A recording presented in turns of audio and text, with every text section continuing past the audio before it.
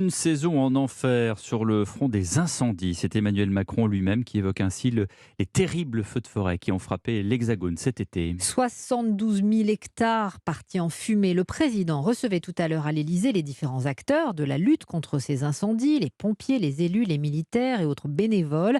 L'occasion d'annoncer une nouvelle stratégie pour prévenir et pour combattre les flammes, Arthur Delaborde, et surtout la commande de nouveaux Canadair. Oui, l'annonce la plus emblématique concerne effectivement les célèbres avions. La flotte de Canadair va être modernisée et comptera 4 appareils de plus d'ici 2027. Nous en avons 12 aujourd'hui. Nous allons investir massivement pour que d'ici la fin du quinquennat, ces 12 soient remplacés et que leur nombre soit porté jusqu'à 16. 2 hélicoptères vont également être achetés, renforcement des moyens aériens qui coûtera au total 250 millions d'euros. À cela s'ajoute une enveloppe de 150 millions pour les services locaux de secours. Nous allons donc nous réarmer très puissamment en capacité humaine et en capacité matérielle. Ce réarmement passera aussi par un plan de soutien aux pompiers volontaires qui doit permettre d'en mobiliser davantage. Il faut notamment pouvoir allonger la durée pendant laquelle les entreprises pourront libérer leurs sapeurs-pompiers volontaires, mieux indemniser les entreprises citoyennes.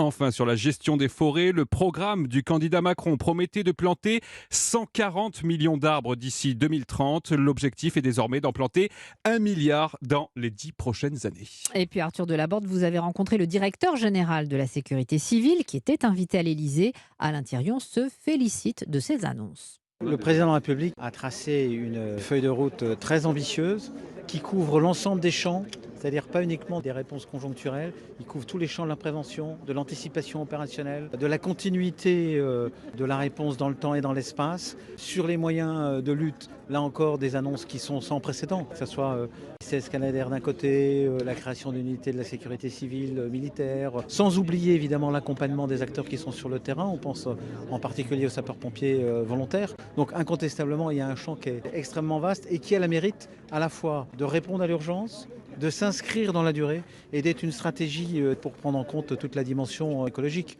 On se souvient de la violence des incendies du côté d'Arcachon et de la dune du Pilat.